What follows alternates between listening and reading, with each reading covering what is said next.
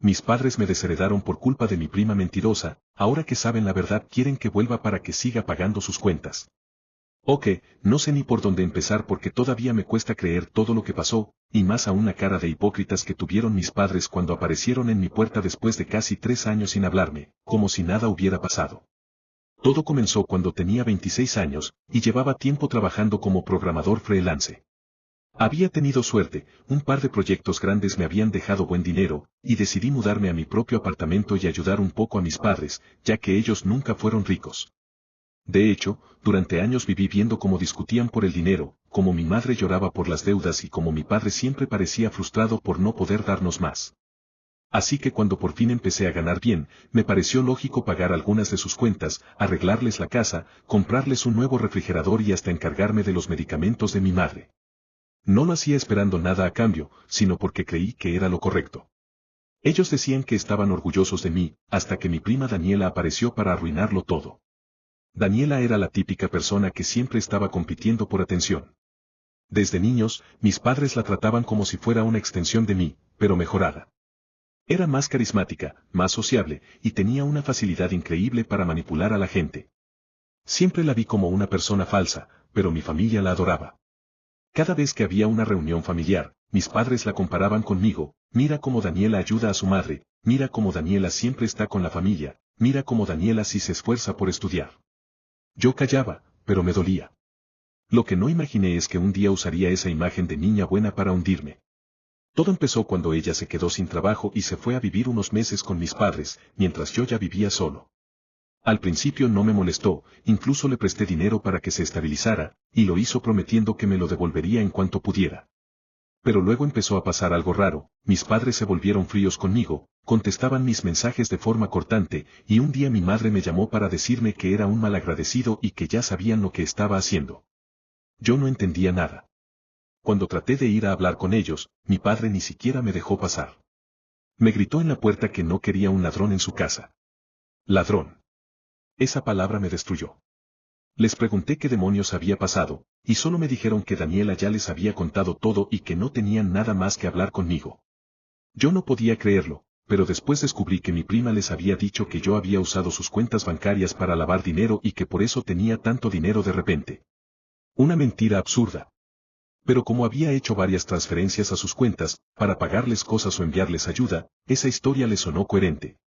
Daniela incluso les mostró mensajes editados donde supuestamente yo admitía haber hecho negocios turbios. Mis padres no me dieron ni la oportunidad de defenderme. Me borraron de sus vidas. Dejaron de contestar mis llamadas, me bloquearon en redes sociales, y hasta le dijeron a otros familiares que habían criado a un delincuente. Durante meses no supe qué hacer. Me hundí en una depresión brutal.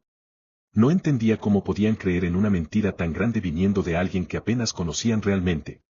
Perdí peso, perdí amigos, y lo peor, perdí las ganas de volver a verlos. Pero el tiempo siguió. Me concentré en mi trabajo, conseguí un puesto fijo en una empresa internacional, y poco a poco fui construyendo una vida nueva lejos de todo eso. Dejé de intentar explicar mi versión. Si ellos no confiaron en mí cuando más lo necesitaba, no valía la pena seguir rogando. Me compré una casa, un auto, y empecé a viajar. Durante 3 años, ni un solo mensaje, ni una llamada. Hasta hace 2 semanas. Una tarde, mientras volvía del trabajo, vi un número desconocido llamándome. No contesté al principio, pero insistieron. Cuando por fin respondí, escuché la voz temblorosa de mi madre. Me dijo, hijo, nos equivocamos. Sentí un nudo en la garganta. No sabía si colgarle o gritarle. Continuó diciendo que Daniela había sido arrestada por fraude. Que en la investigación descubrieron que ella había usado los datos bancarios de varias personas de la familia, incluidos mis padres, para pedir préstamos y desviar dinero. Que todo lo que había dicho sobre mí era mentira, inventado para justificar su propio robo. Mi madre lloraba, me pedía perdón y me decía que ya sabían toda la verdad. Lo más hipócrita fue que después de todo ese drama, me soltó, tu padre está enfermo, y las cuentas están muy mal, nos gustaría que vengas, aunque sea por un tiempo. Yo me quedé helado. 3 años sin hablarme, 3 años tratándome como si fuera una vergüenza familiar, y ahora que descubren que no era el villano, ¿me buscan solo porque necesitan dinero? ¿Ni siquiera porque de verdad se arrepienten? En ese momento me di cuenta de algo que nunca había querido aceptar. En mi familia, el amor siempre estuvo condicionado por la utilidad. Mientras yo pagaba las cuentas, era el hijo perfecto. Cuando me señalaron como culpable, fui desechable. Y ahora que tengo estabilidad y ellos están arruinados, vuelven a recordarme. A veces pienso en ir solo para mirarles a los ojos y preguntarles si dormirían tranquilos sabiendo que me dejaron hundirme por una mentira tan estúpida. Pero parte de mí siente que sería caer otra vez en el mismo ciclo. No sé si iré. No sé si podré perdonarlos. Pero algo dentro de mí cambió para siempre. Lo peor de la traición no es perder a quien te traiciona, sino descubrir que nunca fuiste tan importante para ellos como creías. Pasaron varios días después de aquella llamada. No podía dejar de pensar en todo lo que mi madre me había dicho, ni en el tono con el que lo dijo. Era una mezcla de súplica y manipulación, algo que conocía demasiado bien. Esa forma de hablar que usaba cuando quería algo, pero sin admitirlo directamente. No sabía si quería reír o gritar. Por dentro, una parte de mí todavía deseaba escuchar de su boca un te creemos sincero, pero otra parte, la que había pasado noches sin dormir, la que se había sentido como un extraño en su propia familia, solo sentía asco. Me pasé la noche entera dando vueltas en la cama, mirando el techo y recordando cada momento en el que mis padres me cerraron la puerta en la cara, cada mensaje ignorado, cada humillación silenciosa. Sin embargo, al día siguiente, algo dentro de mí cambió, quería mirarles a los ojos. No para reconciliarme, sino para ver cómo reaccionaban al enfrentar lo que ellos mismos destruyeron. Así que decidí ir. Tomé el carro y conduje hasta el viejo vecindario donde crecí. No había vuelto desde la última vez que mi padre me gritó que no quería volver a verme. Todo estaba igual, pero más triste. Las paredes de la casa estaban descascaradas, el jardín lleno de maleza y la cerca oxidada. Me quedé unos segundos en el auto, con el motor apagado, tratando de juntar el valor para bajar. Cuando toqué el timbre, fue mi madre quien abrió. Había envejecido años. Tenía el cabello más blanco, los ojos hundidos y la piel pálida. Al verme, se llevó las manos a la boca y empezó a llorar. Yo no moví un músculo. Ella me abrazó sin pedírmelo, sollozando, y yo solo dejé que el momento pasara, sin corresponder. Detrás de ella, apareció mi padre. Caminaba con dificultad, usando un bastón, y su mirada era una mezcla de vergüenza y orgullo quebrado. No dijo nada. Ni siquiera un saludo. Solo apartó la vista. Dentro de la casa, el ambiente era pesado, como si el aire mismo recordara todas las palabras que alguna vez se dijeron con rabia. Me senté en la mesa, la misma donde de niño cenábamos mientras ellos hablaban de cuentas, y ahora las cuentas volvían a ser el tema. Mi madre, entre lágrimas, me contó que habían perdido casi todo. Daniela había usado su información para pedir préstamos, vender parte del terreno y falsificar documentos. Les dejó una deuda enorme. Tu padre está muy enfermo, y no tenemos cómo pagar el tratamiento, dijo con voz temblorosa. No sabemos a quién acudir. Yo la escuchaba, pero por dentro sentía una calma extraña. Era como si me estuviera viendo desde afuera, como si ya no fuera parte de esa historia. Mi padre al fin habló. Su voz era ronca, casi apagada. Hijo, fuimos unos tontos. No supimos creerte. Pero ahora necesitamos ayuda. Esa última frase fue como un golpe. Lo había dicho sin titubear, sin intentar disimular que el motivo real por el que me habían buscado no era el arrepentimiento, sino la necesidad. Yo me recosté en la silla y los miré en silencio. Quería gritarles todo lo que me había guardado, cómo me hicieron sentir basura, cómo me dejaron solo cuando más los necesitaba, cómo pasé meses dudando de mi propio valor. Pero no lo hice. En cambio, dije algo simple, casi frío, ¿y por qué creen que merecen mi ayuda ahora? Mi madre me miró horrorizada, como si fuera yo el monstruo. Empezó a decir que la familia es lo más importante, que todos cometemos errores. Yo la interrumpí, no fue un error, mamá. Fue una elección. Ustedes eligieron creerle a ella.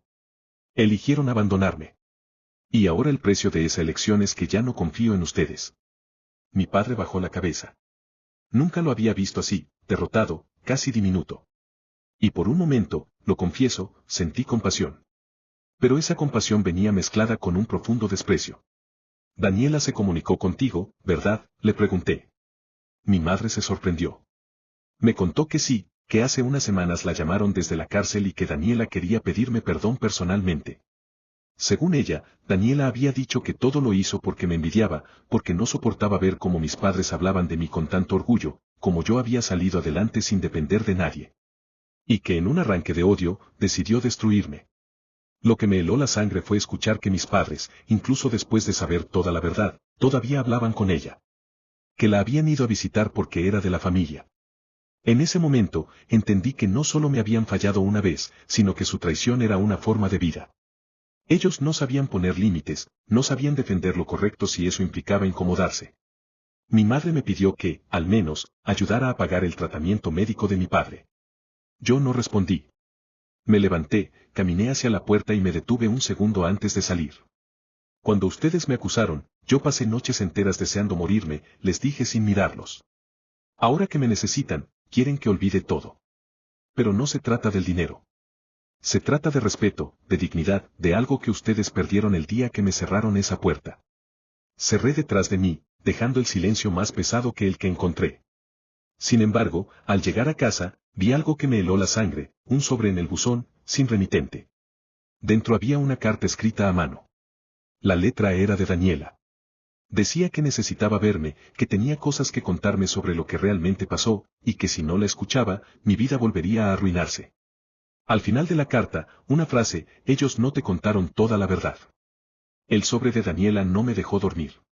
Me quedé horas mirando esa carta una y otra vez, imaginando su voz manipuladora al escribir cada palabra.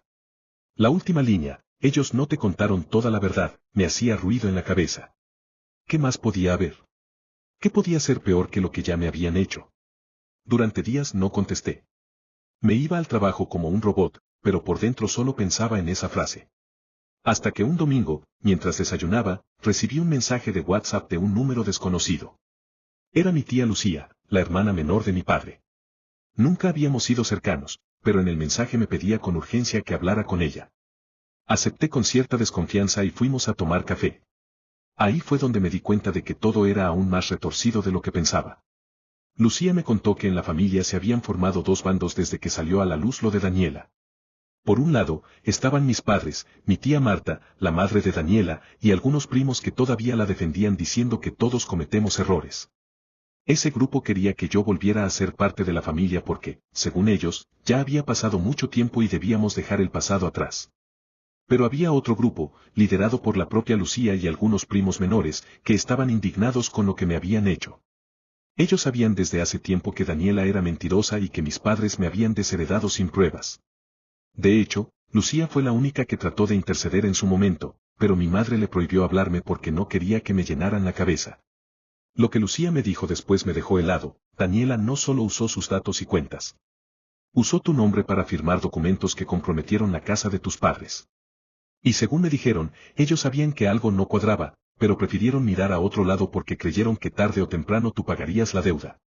En otras palabras, mis padres no solo habían sido víctimas de Daniela, sino que en parte fueron cómplices pasivos, esperando beneficiarse de mí aunque fuera bajo una mentira. Eso explicaba por qué, incluso después de descubrir la verdad, seguían hablando con ella. No era solo compasión familiar, era miedo a que Daniela los hundiera más. El relato de Lucía me revolvía el estómago. Me contó también que en las reuniones familiares ya no se hablaba de otra cosa. Algunos decían que yo estaba siendo egoísta por no ayudar a mis padres ahora que estaban arruinados. Otros me defendían diciendo que nadie en su sano juicio podría volver después de lo que me hicieron. Y mientras tanto, Daniela, desde la cárcel, estaba moviendo hilos, mandaba cartas a varios miembros de la familia, creando dudas, alimentando chismes. Era como si incluso tras las rejas siguiera controlando todo. Tienes que verla, me dijo Lucía. No porque le debas nada, sino porque hay algo que ella sabe y que te puede hundir otra vez si no lo enfrentas. Pasé días pensando si debía ir o no. Finalmente, la curiosidad y el instinto de protegerme pudieron más. Pedí cita para visitarla en la cárcel. Cuando entré, me sorprendió ver a Daniela con la misma sonrisa tranquila de siempre, como si estuviera en un café y no tras las rejas. Sabía que vendrías, dijo apenas me senté. Me entregó un sobre con papeles y me dijo que, si quería entender todo, los leyera con cuidado. Ahí descubrí que Daniela había falsificado contratos usando no solo mi nombre, sino también el de otros primos para pedir créditos. Eso ya lo sabía. Lo nuevo era peor: había correos donde mis padres, antes de desheredarme, pedían pruebas a Daniela sobre mis supuestos negocios turbios porque necesitaban justificarse ante otros familiares por si yo los demandaba algún día. O sea, ellos no solo me creyeron sin pruebas, también prepararon un plan B para salvar su reputación si yo los enfrentaba. Daniela me miraba como un gato que juega con su presa. Ellos te usaron tanto como me usaron a mí, dijo. La diferencia es que yo me adelanté. Y ahora ellos quieren que tú lo salves porque no tienen a nadie más. Pero, ¿sabes qué? Si tú no lo salvas, ellos van a caer. Y yo también. Y cuando yo caiga, no me voy sola. Caerán todos conmigo. Me quedé en silencio. Era imposible saber cuánto de lo que decía era verdad y cuánto manipulación. Pero los papeles eran reales. Al salir de la cárcel, sentí que el mundo giraba más lento. Los días siguientes fueron un desfile de mensajes y llamadas de familiares. Algunos, como mi primo Andrés y mi tía Lucía, me decían que no cediera, que no volviera a caer en la trampa de mis padres. Otros, como mi tía Marta y mi primo Sergio, me escribían diciendo que la familia está primero y que aunque tus padres se equivocaron, no merecen esto. Me sentía como en medio de una guerra civil familiar, con bandos y alianzas cruzadas. Incluso mi abuela, que vive en otra ciudad, me llamó llorando para pedirme que no dejara que la sangre se rompiera. Yo apenas podía responder. Mientras tanto, mis padres seguían insistiendo. Mi madre me mandaba mensajes cada noche contándome lo enfermo que estaba mi padre, enviándome fotos del hospital, facturas del tratamiento, incluso audios de él tosiendo para que viera la realidad. No me pedía perdón, me pedía ayuda. Y yo no sabía qué hacer. Porque, aunque me dolía todo lo que me habían hecho, también me dolía verlos así. Pero ¿cómo ayudar sin volver a ser el salvador que ellos esperaban? ¿Cómo protegerme de Daniela y de mis propios padres al mismo tiempo? En una de esas noches, recibí otra carta de Daniela. Era más breve que la anterior: si no actúas pronto, ellos me van a culpar de todo y tú quedarás limpio. Pero yo no pienso cargar con todo sola. Tengo pruebas que pueden destruirte también. Ellos las conocen. Pregúntales por el documento del terreno. Esa frase me dejó helado. No tenía ni idea de qué hablaba. Cuando volví a casa de mis padres a preguntarles, la escena fue surrealista. Mi madre estaba con mi tía Marta y mi padre en la sala. Al verme, la tensión era palpable. Les pregunté directamente, ¿qué es el documento del terreno? Se miraron entre ellos como si se hubieran quedado sin aire. Mi padre balbuceó que no entendía de qué hablaba. Mi madre trató de cambiar el tema. Pero Marta, la madre de Daniela, me miró con una mezcla de culpa y desafío. Él ya lo sabe, dijo, refiriéndose a mí. Y ahí empezó una discusión tan fuerte que los vecinos se asomaron por la ventana. Marta acusó a mis padres de haber firmado conmigo un documento, falsificado por Daniela, que ponía parte del terreno de mis abuelos a mi nombre para luego revenderlo. Según ella, mis padres sabían y no dijeron nada porque esperaban que yo me hiciera cargo cuando estallara el escándalo. Mis padres negaban a gritos, diciendo que Marta estaba inventando. Yo no entendía nada, pero mi rabia crecía. Todos gritaban. Era como una escena sacada de una novela de traiciones familiares. En ese momento comprendí algo: no era solo una historia de padres engañados y un primo villano. Era una red de mentiras donde todos, de una forma u otra, habían jugado con mi nombre, con mi vida y con mi reputación. Y ahora que todo estaba por explotar, querían que yo fuera el que limpiara el desastre. Salí de esa casa con un sentimiento que nunca había tenido: ya no era tristeza ni rabia. Era claridad. La claridad de saber que no podía confiar en ninguno. Ni en mis padres, ni en Marta, ni en Daniela. Tal vez solo en Lucía y en los pocos primos que me defendieron desde el principio. Pero sabía que la batalla apenas comenzaba. Salí de esa casa con un zumbido en los oídos. No sé si era por los gritos o por la cantidad de información absurda que acababa de escuchar. El aire olía a tierra mojada, pero para mí todo olía a podredumbre. Mi propia familia se había convertido en una cloaca de mentiras, favores y secretos. Me senté en el carro, cerré los ojos y respiré profundo. El documento del terreno seguía dándome vueltas en la cabeza. Si era cierto que habían usado mi nombre para firmar algo, eso podía implicar delitos graves, incluso cárcel. Decidí que ya no podía seguir en la oscuridad. Fui directo a buscar a un abogado. Le conté todo, desde el inicio: la mentira de Daniela, la desheredación, las cartas, y ahora este supuesto documento. Me escuchó en silencio, tomando notas. Cuando terminé, me miró serio y dijo: si tu nombre fue usado en un contrato de propiedad sin tu consentimiento, tienes que revisar los registros notariales. Eso puede volverse contra ti en cualquier momento. Me acompañó a la oficina de registro de propiedad. Ahí, tras una hora de espera, el funcionario nos entregó una copia del documento. Y cuando lo vi, sentí que el piso se me movía. Efectivamente, aparecía mi firma, falsificada pero increíblemente parecida. El documento decía que yo había recibido una parte del terreno de mis abuelos, valorado en casi $500,000, y que luego la había vendido a un tercero. Todo parecía legal. En teoría, yo me había beneficiado. Pero la realidad era que no sabía nada de eso. En los detalles del documento figuraban los nombres de mis padres como testigos y la firma de la tía Marta como intermediaria. Daniela, según el registro, había sido quien gestionó la venta a cambio de una comisión. Era un fraude perfectamente armado. Lo peor, había sido registrado hacía casi 4 años, justo en la época en que ellos me expulsaron de la familia. El abogado se me quedó mirando con los ojos abiertos. Esto es serio. Si ese terreno se vendió con tu nombre, podrías estar metido en un problema fiscal. Pero también tienes todas las pruebas para denunciar una suplantación de identidad y falsificación de documentos, ¿quieres hacerlo? Yo dudé. No por miedo al proceso, sino porque sabía que, si daba ese paso, ya no habría vuelta atrás. Sería declarar una guerra abierta contra mi propia sangre. Esa noche, llamé a Lucía para contarle todo. Ella se quedó en silencio largo rato. Luego me dijo algo que me heló: ese terreno fue motivo de pelea desde hace años. Tus padres y Marta siempre discutieron sobre quién se quedaría con él después de que murieran tus abuelos. Tal vez Daniela solo aprovechó esa ambición para manipularlos. Todo encajaba. Mi familia no se había destruido por culpa de una mentira, sino porque la verdad los había tentado. Todos querían algo, todos querían dinero, todos estaban dispuestos a vender al otro con tal de quedarse con un pedazo más grande del pastel. Los días siguientes fueron un caos. Las noticias del fraude empezaron a circular entre los familiares. Algunos me llamaron para ofrecer ayuda legal, que claramente buscaba beneficiarse si recuperaba algo. Otros, los del bando leal a mis padres, me atacaban por querer mandar a la cárcel a tu propia familia. Incluso mi abuela, que hasta entonces había tratado de mantenerse neutral, me mandó una nota escrita con letra temblorosa: hijo, no destruyas lo poco que queda. Ellos ya están sufriendo suficiente. No podía creerlo. ¿Yo destruirlo? Ellos lo habían destruido todo antes.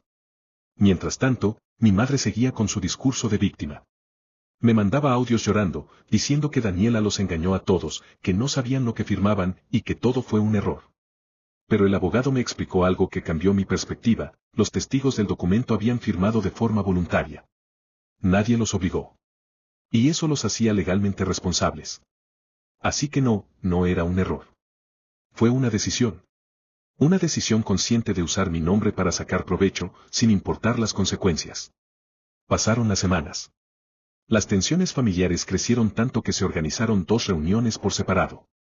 En la primera, mi tía Marta y mis padres trataron de convencer al resto de la familia de que todo era culpa de Daniela y que yo estaba malinterpretando las cosas. En la segunda, organizada por Lucía, se reunieron los que querían limpiar el apellido y destapar toda la podredumbre, aunque eso significara arrastrar a todos ante un juez. En esa segunda reunión estuve yo. Fue en casa de Lucía, una noche lluviosa. Estaban mis primos Andrés, Silvia y Camilo. Todos habían sido testigos de cómo me habían tratado años atrás. Tienes que hacer la denuncia, primo, me dijo Andrés, golpeando la mesa. Si no lo haces tú, nadie lo hará. Ellos siempre se salen con la suya. Silvia, más cauta, me advirtió que si el caso llegaba a los tribunales, los medios locales se enterarían. Tu padre tiene reputación en la comunidad. Esto podría destruirlo del todo. Yo solo asentí. Ya lo estaba destruido. Al día siguiente, tomé la decisión, inicié el proceso legal. Presentamos la denuncia por falsificación, suplantación de identidad y fraude inmobiliario. El abogado me advirtió que el caso podía durar meses, incluso años. Pero ya no me importaba. Había vivido tanto tiempo bajo el peso de la vergüenza y la mentira que prefería enfrentar la tormenta a seguir siendo la víctima silenciosa. Cuando mis padres se enteraron, fue como si hubiera estallado una bomba. Mi madre me llamó gritando, diciéndome que era el peor hijo del mundo, que iba a matar a su padre del disgusto, y que todo lo hacía por venganza. No le respondí. Colgué. Luego recibí un mensaje de Daniela desde la cárcel, a través de otro preso que usaba un teléfono ilegal. Decía: ahora sí entenderás lo que se siente cuando todos te odian. Pero no olvides, yo no fui la única. Busca a Marta. Esa frase fue el detonante final. Decidí enfrentar a Marta. Fui a su casa sin avisar. Ella me abrió con una expresión entre resignada y cansada. Supongo que vienes por lo del terreno, dijo antes de que yo hablara. Entré. La casa olía a incienso y a perfume barato.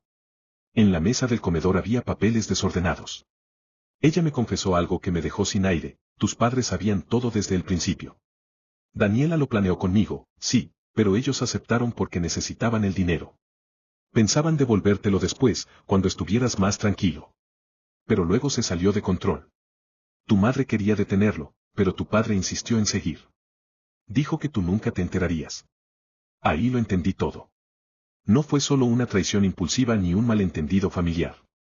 Fue una conspiración deliberada en la que participaron 3 personas que compartían mi sangre. Personas que, cuando todo salió mal, me culparon a mí para protegerse. Salí de esa casa con el corazón encendido. Ya no era dolor, era fuego puro. Esa misma noche, envié todos los documentos a mi abogado, incluyendo las cartas, las confesiones, los audios de Daniela y los mensajes de Marta. El caso tomó otro giro, ya no era solo una denuncia civil, sino una causa penal. La familia se partió en dos de manera definitiva. Un grupo me apoyaba abiertamente, indignado por los años de mentiras. El otro me llamaba traidor, el hijo que metió a sus padres en la justicia. Las reuniones familiares se convirtieron en trincheras. Mi abuela, devastada, cayó enferma por el estrés. Los grupos de WhatsApp ardían con insultos, audios llorando y cadenas de oraciones por la familia. Yo, por primera vez en años, me sentía libre. Tal vez solo, pero libre. Sabía que el proceso sería largo y que mis padres probablemente nunca me perdonarían. Pero la verdad, a estas alturas, ya no buscaba su perdón. Solo quería que la verdad, esa verdad que todos habían querido enterrar, saliera a la luz. A veces me despierto en las noches y me pregunto si valió la pena, si el precio de la verdad no fue demasiado alto. Pero luego recuerdo el silencio de cuando me llamaron ladrón, las miradas de desprecio, el vacío de haber sido desheredado por algo que no hice. Y entonces sé que sí, que aunque duela, era necesario. Lo que no esperaba era el mensaje que recibiría semanas después. Venía del abogado. Me decía que, durante las investigaciones, había aparecido un cuarto nombre involucrado en el fraude. Alguien que había firmado como garante. Alguien que yo nunca habría imaginado. Era mi abuela. Cuando el abogado me dijo el nombre de mi abuela, sentí que el aire se me fue de golpe. Al principio creí que había escuchado mal. Mi abuela, la mujer que me había enseñado a leer, la que me preparaba café en las tardes cuando era niño, la que siempre decía que la familia era lo único que uno no podía perder, ¿ella también había estado involucrada? Me quedé en silencio frente al teléfono, incapaz de responder. El abogado siguió hablando, pero sus palabras llegaban como ecos lejanos. Sí, su abuela figura como garante en el documento. Al parecer, firmó como aval del traspaso, lo que implica que tenía conocimiento del proceso. No hay duda, sabía lo que pasaba. Colgué y me quedé mirando la pared. Todo se me vino encima. Había pasado tanto tiempo tratando de entender cómo mis padres pudieron traicionarme que nunca imaginé que la raíz del problema venía de más atrás. Esa noche no dormí. Fui a su casa al día siguiente. Ella vivía en la vieja finca donde había crecido mi padre, un lugar que olía a madera húmeda y a recuerdos viejos. Cuando me abrió, se veía frágil, más delgada, los ojos enrojecidos. Me recibió con un abrazo, pero yo no lo devolví. Abuela, le dije, con la voz temblorosa. Dime que no es cierto. Dime que no sabías nada de ese documento. Ella bajó la mirada. No dijo nada al principio. Caminó hasta el comedor y se sentó, moviendo lentamente una taza entre las manos. Después de un largo silencio, murmuró. Sí, hijo, yo firmé. Pero no fue lo que crees. Me senté frente a ella, intentando mantener la calma. La abuela respiró hondo, y su voz temblaba como si cada palabra le doliera.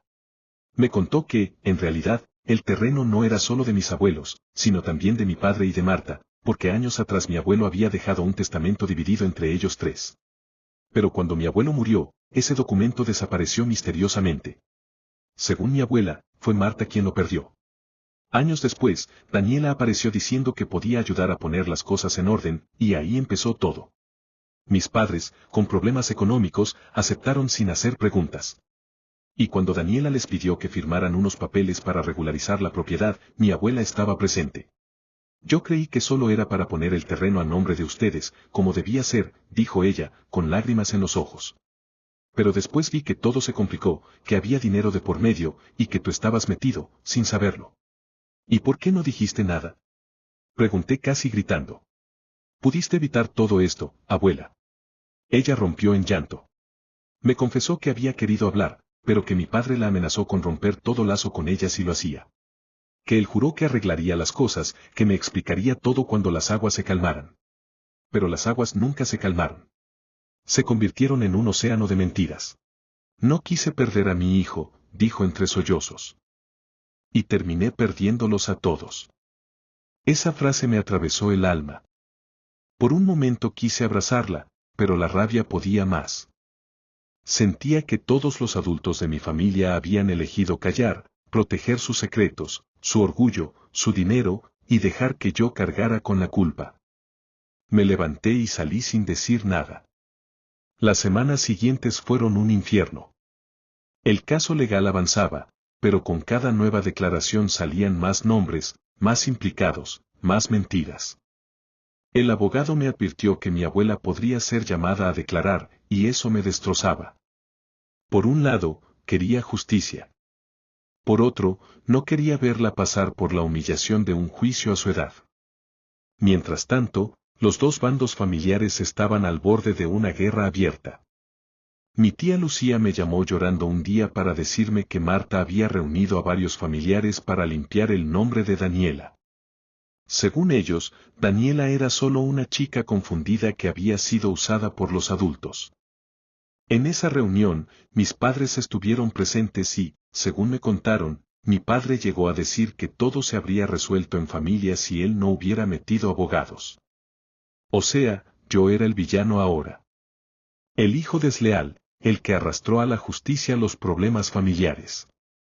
Pero no todos pensaban igual. Mis primos del otro bando comenzaron a apoyarme abiertamente. Algunos incluso me ayudaron a recolectar pruebas antiguas, mensajes, transferencias, audios. Fue así como descubrimos algo más grave: Daniela había transferido dinero no solo a su cuenta, sino también a una cuenta conjunta de mis padres. Eso destruía la versión de que no sabían nada. Ellos habían recibido parte del dinero del terreno. El abogado me dijo que ese hallazgo podía cambiarlo todo. Ahora no solo serían testigos, sino beneficiarios del fraude. Legalmente, eso los volvía cómplices. Me quedé callado. Sentí un nudo en la garganta. Durante años había buscado que me creyeran, que entendieran que no era culpable. Ahora que tenía la prueba de que los verdaderos culpables eran ellos, ya no sentía alivio, sino un vacío horrible. Los días se convirtieron en un desfile de abogados, documentos y llamadas tensas. Mi madre me mandaba audios cada noche rogando que no destruyera a la familia. Mi padre no hablaba, pero me mandó una carta escrita a mano. Era corta. No quiero justificarme. Solo quiero que sepas que todo lo que hice fue por miedo. Miedo a perderte. Miedo a quedar en la ruina. Miedo a que todo el sacrificio de mi vida no valiera nada. Tal vez lo hice mal, pero creí que te estaba protegiendo. No supe si llorar o romper la carta. La dejé en el escritorio, sin responder. Mientras tanto, Daniela seguía moviendo los hilos desde la cárcel. Mandaba mensajes indirectos por familiares, hacía circular versiones falsas de lo que pasó, y hasta logró que una de mis primas filtrara mi información personal en redes sociales, llamándome ingrato y traidor. Internet se llenó de rumores, que yo había denunciado a mis padres por dinero, que lo había hecho por venganza, que quería quedarme con las propiedades. Nadie sabía la verdad completa, y la mayoría no quería saberla. Una noche, recibí un mensaje inesperado. Era de un número que no conocía, pero el texto decía: no todo lo que sabes sobre tu familia es cierto. Lo del terreno fue solo una parte. Hay otra herencia. Y tu nombre está en ella. Tu abuela quiso protegerte. Pero alguien más firmó por ti. Ven a verme. Daniela. Otra vez. Daniela. Al principio pensé ignorarla, pero el abogado me dijo que era posible que se refiriera al testamento perdido del abuelo. Si eso existía y yo estaba en él, las cosas cambiarían completamente, toda la propiedad familiar, las casas y el dinero que mis tíos pelearon durante años, podrían ser mías legalmente. Así que, con el alma temblando, decidí volver a verla. Cuando entré a la sala de visitas de la cárcel, Daniela estaba distinta. Más delgada, ojerosa, pero con esa misma mirada fría de quien siempre tiene una carta guardada. Me sonrió. ¿Ves lo que pasa cuando me ignoras?, dijo. Ahora todos te odian, y yo sigo aquí, tranquila. Pero aún puedo ayudarte, o hundirte del todo. Puso sobre la mesa un sobre amarillento. Dentro, había un testamento viejo, fechado 6 años atrás, con la firma de mi abuelo. En él, dejaba gran parte de sus bienes a mí. No a mis padres. A mí. Daniela se inclinó hacia adelante, con una sonrisa venenosa. Tu abuela sabía de esto. Por eso firmó aquel documento. Intentó proteger lo tuyo. Pero tus padres, ellos lo cambiaron todo. Yo solo jugué con sus mentiras. Me quedé helado. Por primera vez, entendí que todo lo que había pasado, el terreno, las peleas, las mentiras, había sido parte de una cadena que empezó mucho antes de mí. No era solo una traición personal.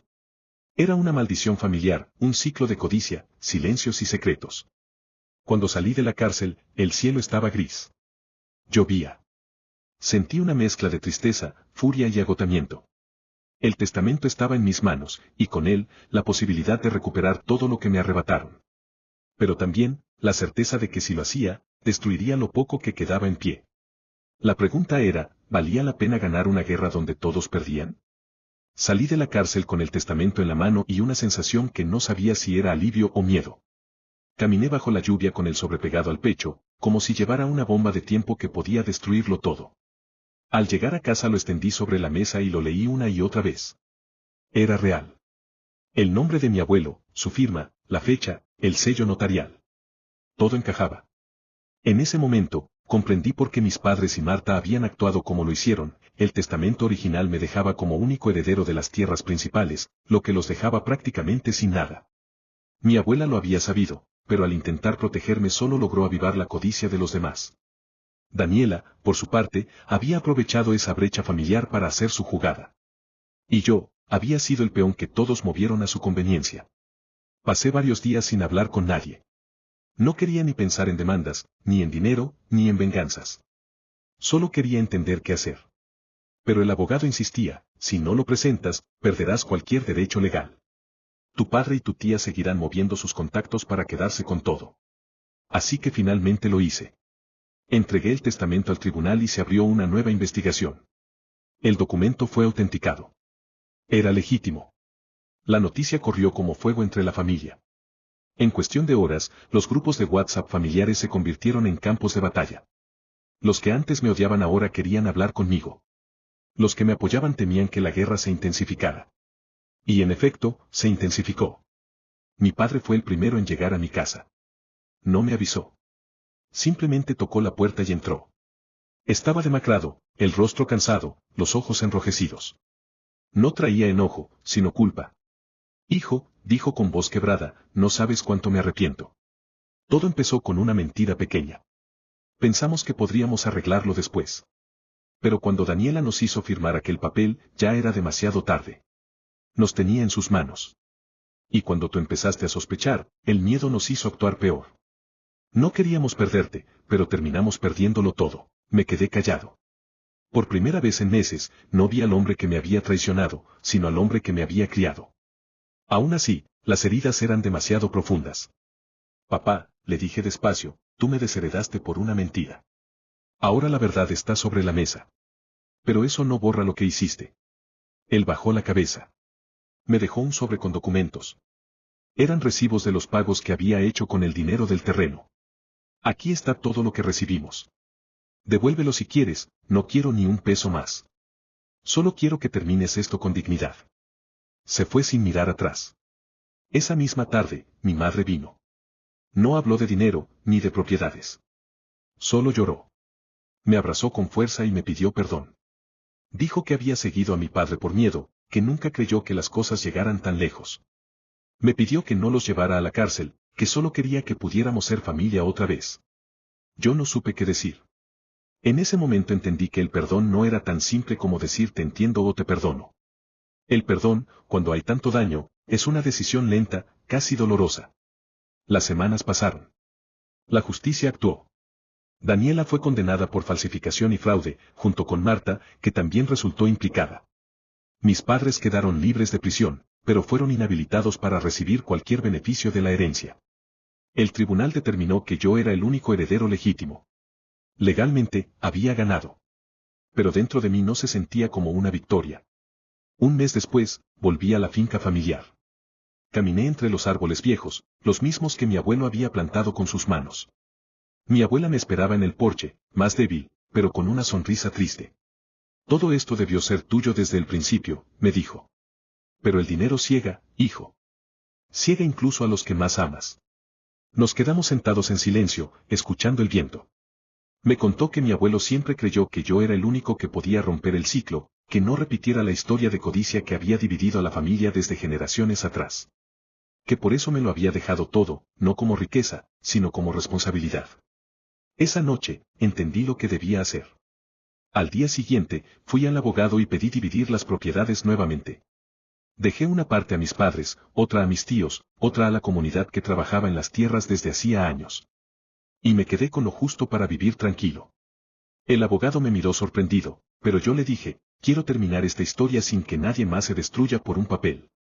Cuando la noticia se supo, algunos me llamaron loco, otros me aplaudieron. Mis padres lloraron al saberlo. Mi padre vino a verme otra vez, esta vez no a justificarse, sino a ofrecer ayuda. No sé si algún día me perdonarás, pero quiero empezar de nuevo, me dijo. Le respondí que el perdón no se pide, se demuestra. Desde entonces, comenzó a trabajar conmigo en el mantenimiento de la finca. No hablamos mucho, pero el silencio entre nosotros ya no pesa tanto. Mi abuela murió pocos meses después, en paz. En su último suspiro me tomó la mano y me dijo. Ahora sí, hijo, ya limpiaste el nombre de la familia. No de los papeles, sino del alma. Enterré el testamento junto a ella, en una caja sellada, bajo el árbol más viejo del terreno. Ya no lo necesitaba. Lo que me quedó no fue una fortuna, sino una lección. La familia puede romperse por mentiras, pero también puede sanar con verdad. Y aunque nunca olvidaré el dolor que me causaron, aprendí que la verdadera herencia no era la tierra, sino la libertad de no repetir los errores de los que vinieron antes.